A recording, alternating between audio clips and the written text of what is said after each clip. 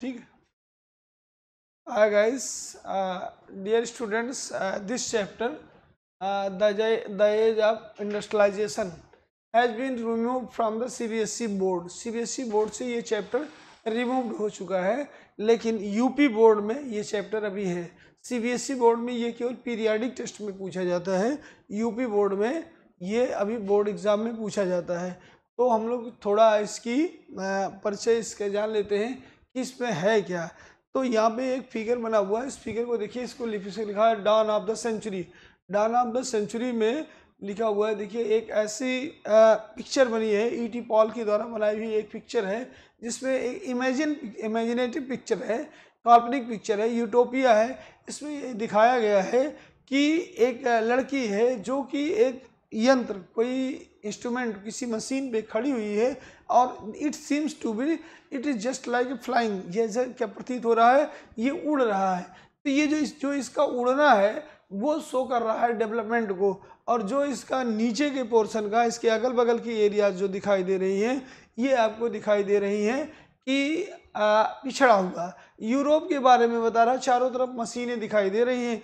इस मशीनों के द्वारा ये समझा जा सकता है कि यूरोप में डेवलपमेंट हो चुका है और वहाँ के लोग जो है ज्ञान के प्रकाश से अपनी रोशनी ले रहे हैं। ठीक है, तो इसके द्वारा ईटी पॉल ने इस फिगर के द्वारा क्या शो करने की कोशिश किया, इमेजिनेशन के द्वारा, कि यूरोप और या यहीं दूसरी तरफ एशिया में देखा तो एशिया में लोग अभी भी ऐसे ही हैं, पिछड़े हुए से हैं। पिछड़े का मतलब ये नहीं होता कि पिछड़े का मतलब they are unknown.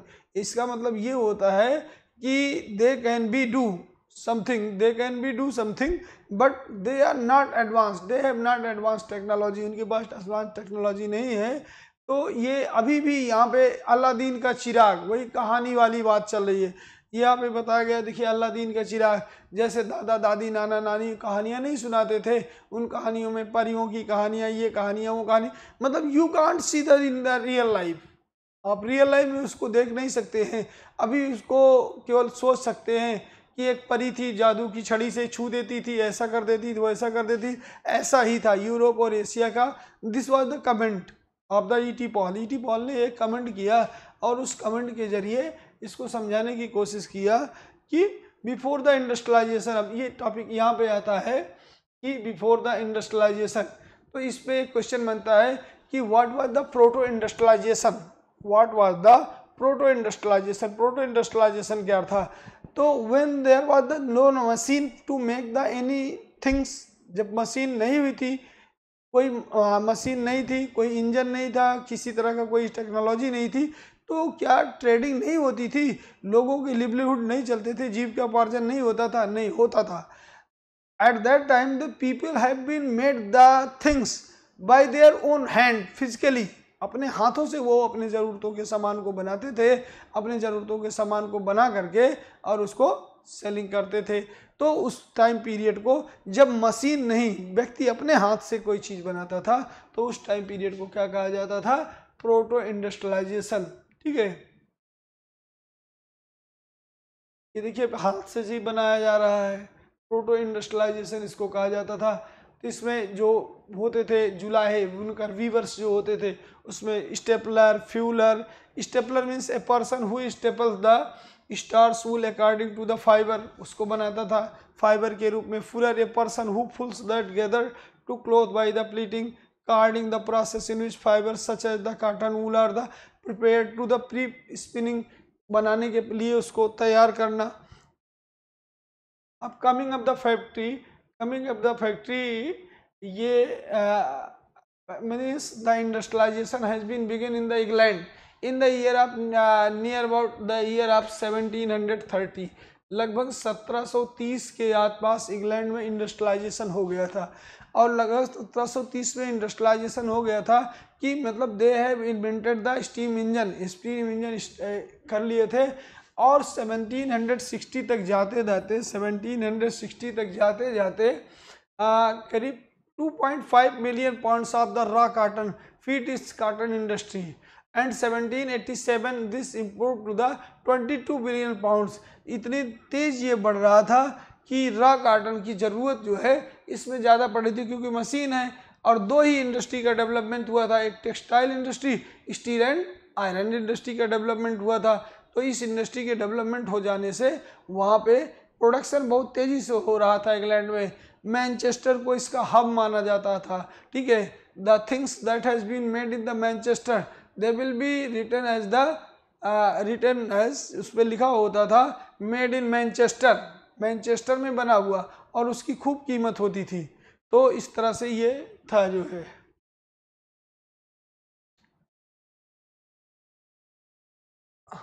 The phase of industrialisation, तो फेज ऑफ इंडस्ट्रियलाइजेशन में 4 फेज में इंडस्ट्रियलाइजेशन हुआ है। फर्स्ट फेज में मोस्ट डायनेमिक इंडस्ट्रीज में Britain were clearly cotton and the metal growing, पहले में जो है वो कॉटन और मेटल ग्रोइंग इंडस्ट्रीज हुई हैं। दूसरा the new industries could not easily B displace the traditional industries even they in the 19th centuries less than the 20% of the total workforce was employed in the technologically advanced industry।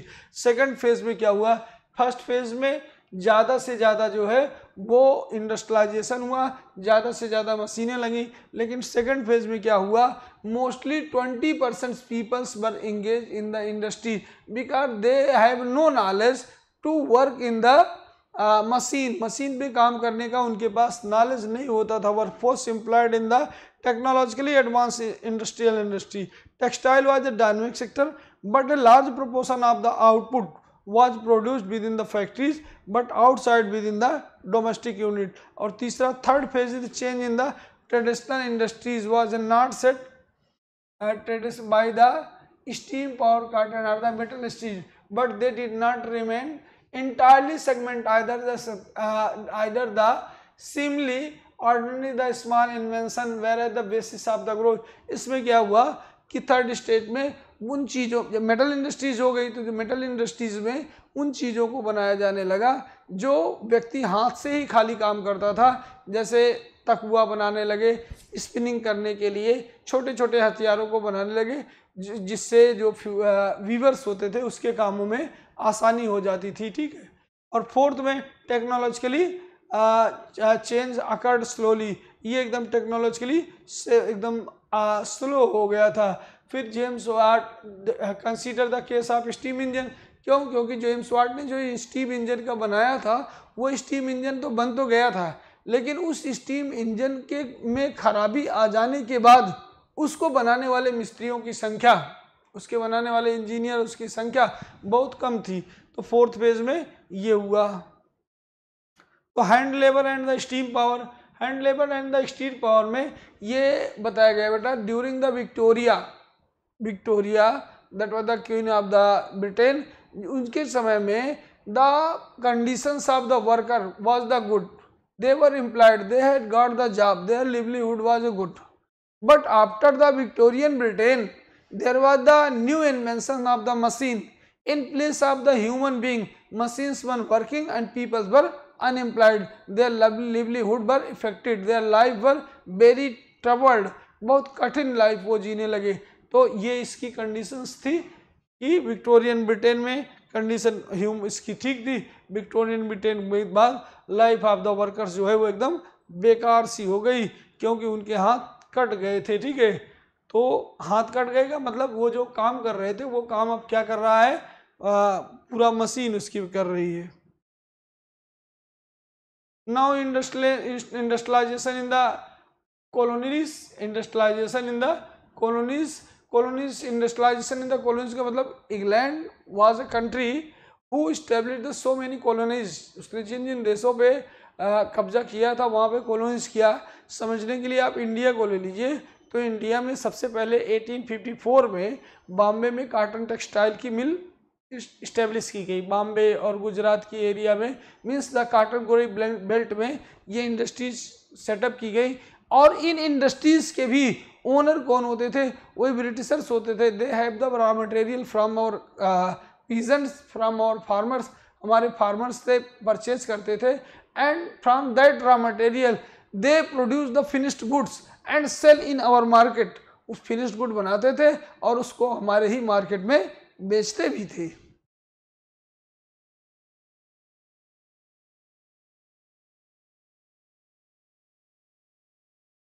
What happened Weaver, वहाँ पे देखा Britain में आपने देखा Victorian time period में weaver की condition ठीक थी। यहाँ पे क्या हुआ, when factories came up to the India, जब factories came up to India हुई तो the condition of the weaver was a very bad. एक बहुत अच्छा एग्जाम्पल दिया गया है जो है कि भारतीय बुनकरों की हड्डियां मैदानों में बिखरी हुई पड़ी हैं।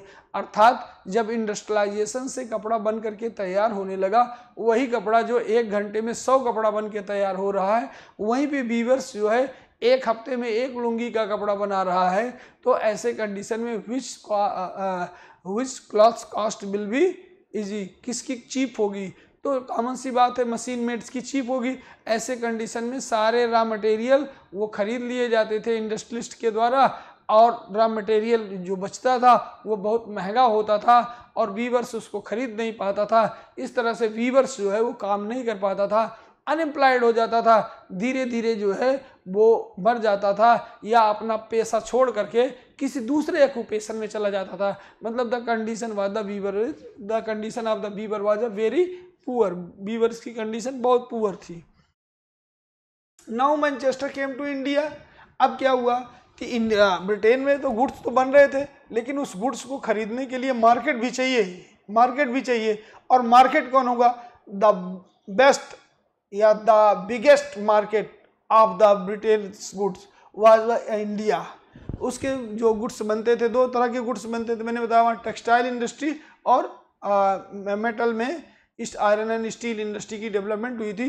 तो वहाँ पे वो जो गुड्स बनाता था, उस गुड्स को कहाँ पे सेंड करता था, अपनी सबसे बड़ी कॉलोनी इंडिया में सेल करता था। और इंडिया में बने हुए खादी कपड़े या वीवर्स के द्वारा बनाए हुए हैंडलूम के कपड़ों की तुलना में उनके कपड़े बहुत सस्ते होते थे, इसलिए यहाँ के लोग उसको ज़्यादा खरीद लेते थे और ये मार्केट हमारी फ्लडेड हो जाती थी।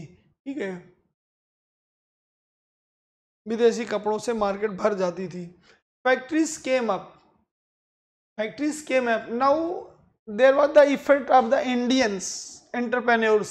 जो भारतीय पूंजीपति हैं उन लोगों ने भी कुछ एफर्ट्स किए, कैसे, नकल करके कि जब अंग्रेज उद्योगपतियों ने यहाँ पे उद्योग लगाए तो हम लोग क्यों नहीं अपने यहाँ उद्योग लगा सकते हैं। तो उनमें से ये आपको मिलेंगे बॉम्बे में पार्सीस लाइक द दिनसाबाचा Petit, Jamsetji Naoroji, Tata, who built the huge industrial enterprises in the India, accompanied their initial wealth partially export to the China and partly from cotton to the cement of the England. सेठ हुकुमचंद ये मारवाड़ी थे, बिजनेसमैन थे, who set up the first Indian jute mill in Calcutta in 1917, also treated with the China. So did the father as well as the grandfather of the famous industrialist G.D. Birla. G.D. Birla भी यहाँ, टाटा, बिरला, सब इन लोगों ने मिलकर के वास्तव में शुरू में ये क्या करते थे, शुरू में ये मीडिएटर का काम करते थे। किसके लिए, ब्रिटिशर्स के लिए। When they have to set up the industries in India और they were sending the raw material to their country, जब वो करते थे तब ये उससे जो है क्या करते थे, बिचौलिए का काम करते थे, मीडिएटर का काम करते थे। तो उस मीडिएटर का काम करते करते इन लोगों ने जान लिया था कि कैसे मिल को सेटअप किया जा सकता था। सेठ हुकुमचंद जो बंगाल का एक धनी व्यापारी था, उसने पैसा दिया। तो जो इंडस्ट्रीज यहाँ पे सेटअप की गई, इंडिया के द्वारा जो सेटअप की गई, वो किसी एक पर्सन के द्वारा नहीं सेटअप की गई थी, बल्कि that was the group of the persons who have set up the industries in the India, लोगों के द्वारा की गई।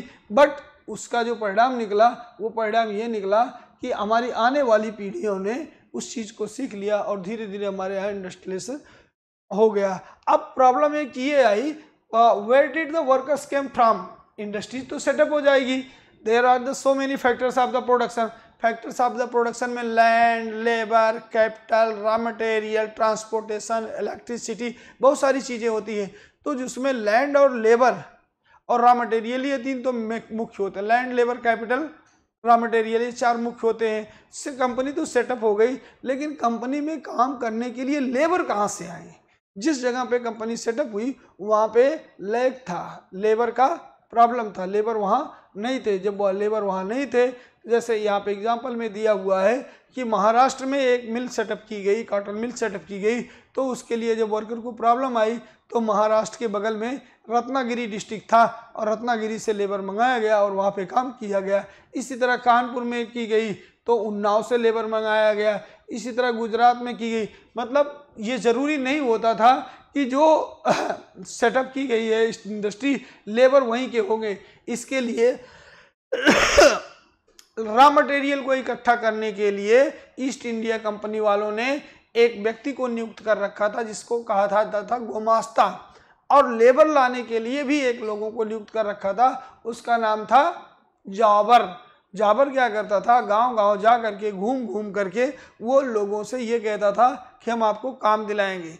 तो वहाँ से उनको शहर लाता था, 1-2 दिन शहर में रोकता था, उनके खर्चे देता था और उनको नौकरी दिलाता था। बदले में क्या करता था, एक तरफ तो वो उनसे पैसा लेता था, फैक्ट्री ओनर से लेता था, दूसरे जिनको जॉब दिलाया है उसका कुछ परसेंटेज, उनकी सैलरी का कुछ परसेंटेज जाबर भी पा जाता था। इसी तरह से गोमास्ता था, गोमास्ता मीडिएटर का काम करता था, फार्मर पीजेंट्स और जो मिल ओनर्स थे इनके बीच काम करता था। वो रॉ मटेरियल का काम करता था, जितने सस्ते दामों में वो खरीद ले रॉ मटेरियल उतना ही ज़्यादा उसकी होती थी।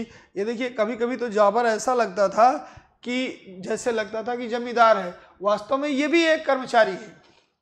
इसका काम क्या है, to bring the labour from the rural area to the urban area where the factory has been set up, वहाँ से लेके आना और यहाँ पे लेबर देना।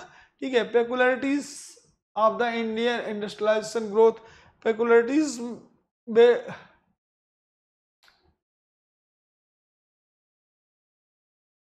Now small scale industries predominate.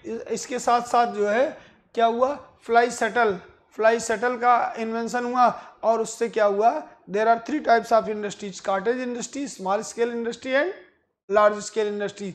तो स्मॉल स्केल इंडस्ट्रीज में क्या होता था, पैसे कम लगते थे, लैंड लेबर कैपिटल सब कम लगते थे और उस स्मॉल स्केल इंडस्ट्रीज में ऐसे हैंड वुडन क्लॉथ वगैरह बनते थे और बन करके ये फ्लाई शटल के माध्यम से, ये फ्लाई शटल एक मशीन होती थी, इसीलिए इसमें जो है वुमेन्स काम करती थी अपने हाथों से। जब फ्लाई शटल आ गया तो वुमेन्स अनएम्प्लॉयड हो गई। एक क्वेश्चन अराइज होता है, भाई स्पिनिंग जेनी और फ्लाई शटल पे वुमेन्स ने क्यों अटैक किया था, क्योंकि उन्होंने उनको क्या कर दिया था, अनएम्प्लॉयड कर दिया था, उनकी जगह पे मशीन काम करने लगी तो वो क्रोधित हो गई और इस पर अनएम्प्लॉयड जो है करके इस पर अटैक की। Market of the good, now market of the good, market के लिए मैं अभी बताया, Manchester was the head of the making the goods in the England. England में मैनचेस्टर जो है वो गुड था। अब इंडस्ट्रीज सेटअप हो गई इंडिया में, तो there was a stuff competition between the Indian industries and the British industry, दोनों में हो गई। तो कि दोनों जगह सामान पैदा हो रहे हैं, उत्पादित किए जा रहे हैं, ऐसे समय में किसका सामान खरीदा जाए, तो अंग्रेजों ने वही जो आज के ज़माने में चल रहा है वही उस जमाने में भी थे, क्या, advertisement of the goods, buy 1 get 1 free. ठीक है, इस तरह की कुछ चीज़ें लगाई। तो उन्होंने क्या किया, the product that they has been made, ऐसे प्रोडक्ट जिसको उन्होंने बनाते थे, on them they had show a picture of the Indian god and goddess. उस पे जैसे साबुन बनाते थे तो साबुन के पैकेट पे क्या बनाते थे, भारतीय देवी देवताओं के चित्र बना देते थे। वो क्या सिंबलाइज करता था कि if you will be use this type of soap, this God will be happy with you, आपको प्रोन्नत करेंगे, आपकी उन्नति करेंगे, ऐसा कर दिए। या कभी कभी ये करते थे कि कोई एक अगर साबुन खरीदेगा तो उसको एक कैलेंडर फ्री मिलेगा। इस तरह से चीज़ें रख करके वो लोगों के बीच में बेचने के लिए इंडिया में रखे। नवाबों के चित्र रख देते थे। ठीक है, ये देखिए सनलाइट सोप है, सनलाइट सोप पे ये देखिए बनाया गया है, कैलेंडर इसके साथ फ्री है। ठीक, तो कंक्लूजन में clearly the age of industrialization has meant, तो इस तरह से मार्केट में ये फ्लड हो गया। और इंडस्ट्रियलाइजेशन हमको एक नई चीज़ सिखा के जाता है कि इंडस्ट्रियलाइजेशन कैसे पूरे यूरोप में शुरू हुआ और कैसे पूरे वर्ल्ड में फैला। Thanks guys.